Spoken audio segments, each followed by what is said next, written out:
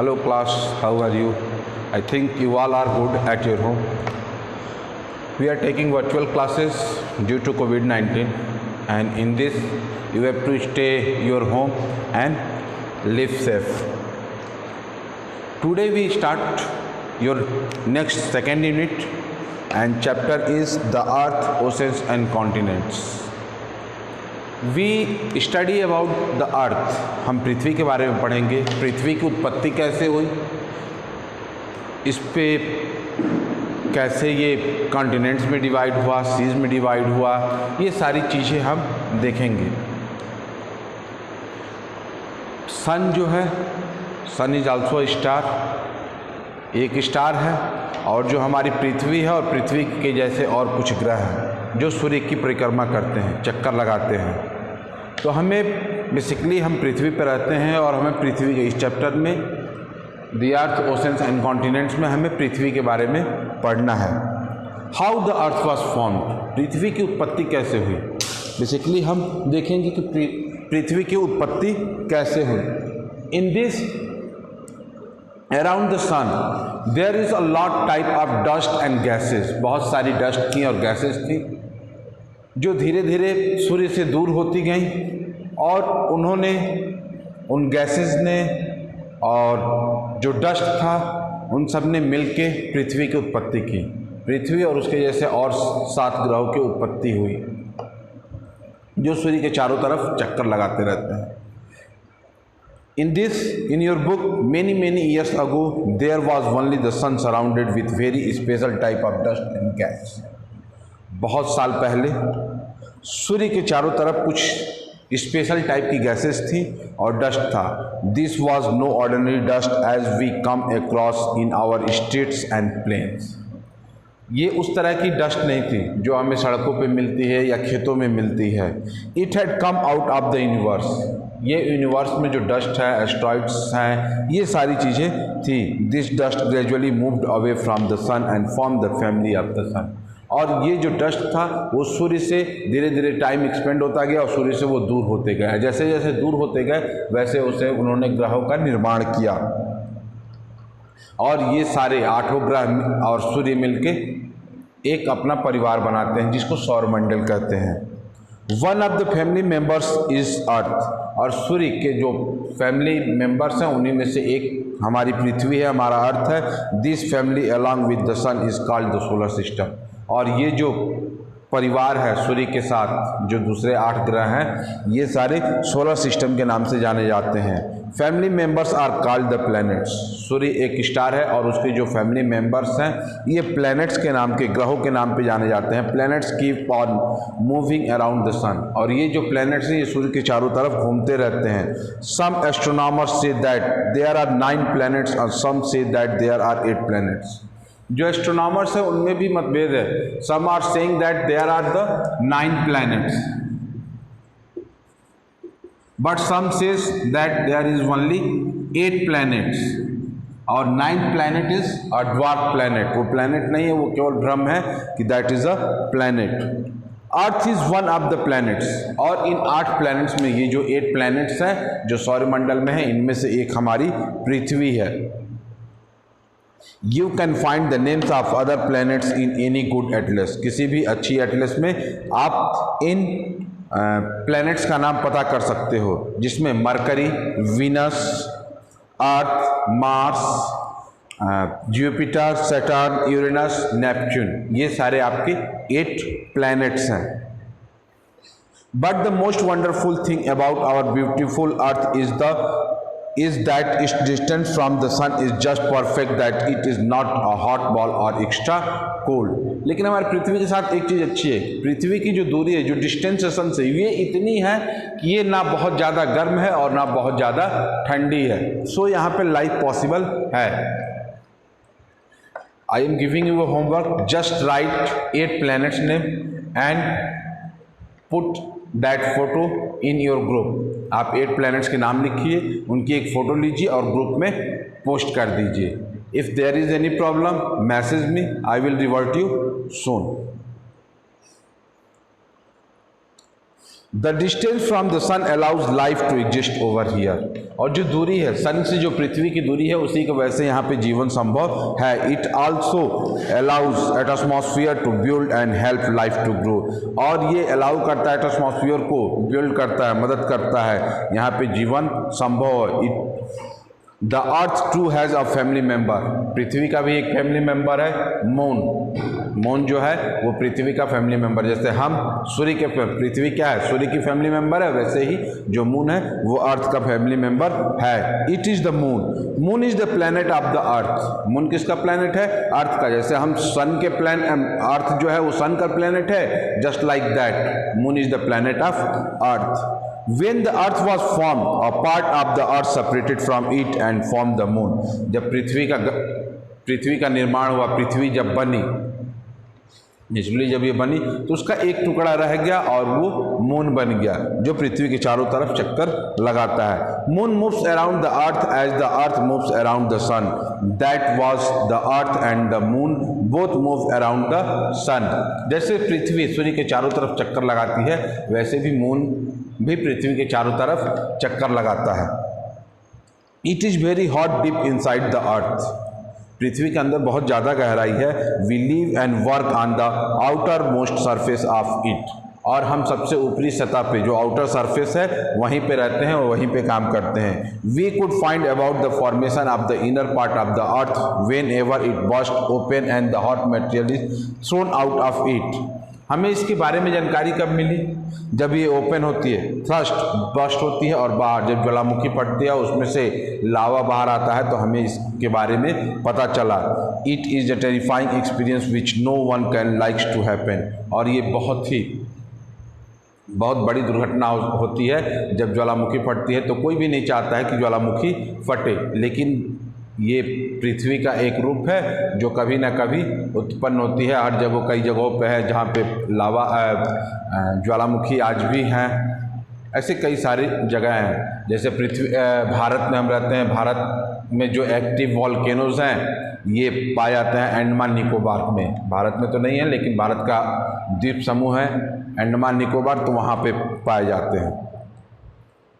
Shape of the अर्थ, अब तो formation हो गया कि पृथ्वी फॉर्मेट हुई, तो शेप ऑफ द अर्थ की बात हुई कि पृथ्वी का आकार कैसा है, हम उसके बारे में पता करेंगे। Whether the earth was flat like a disc और अ प्लेट और like a ball had been a point of discussion और pretty long time. It was not that earlier people were not wise as we are, but they had to depend mostly on observation or guesswork. Prithvi flat है, plate की तरह या disc की तरह या ball की तरह गोल है, इस पे बहुत लंबा डिस्कशन हुआ। और ये अर्लियर लोगों के पास कोई तरीका नहीं था कि किसको हम कैसे हम पता करेंगे, कैसे इसको कि पृथ्वी फ्लैट है या क्या है। लोग इस डर के मारे आगे बहुत दूर तक नहीं जाते थे, उनको लगता था कहीं आगे जाके हम गिर ना जाए, फ्लैट होगी आगे जाके हम गिर ना जाए। For them stars were twinkling dots and with naked eyed moon was more like a disk than a ball, और स्टार उनके सामने ट्विंकलिंग डॉट्स थे, और जो मून था एक डिस्क थी, एक डिस्क थी, बॉल के नहीं सोचते थे, वो सोचते थे कि एक प्लेट है और ये चमकता है रातों में। They had intelligence but no means to find the truth, वो लोग सोचते थे कि ये हो सकता है कि गोल हो, बॉल की तरह हो, लेकिन उनके पास कोई तरीका नहीं था कि कैसे इस चीज़ को वो प्रूफ करेंगे। Some people did believe that the heavenly bodies were sphere-like, कुछ लोग सोचते थे कि ये स्फेयर की तरह, ऑरेंज की तरह इसका शेप है, based on the belief in the 16th century, और इसके ऊपर 16th सेंचुरी में फर्डिनेंड मैगलन ऑफ पुर्तगाल के एक नाविक थे, Ferdinand Magellan undertook a daring journey by sea, और उन्होंने सी से, समुद्र से ये यात्रा अपनी शुरू की।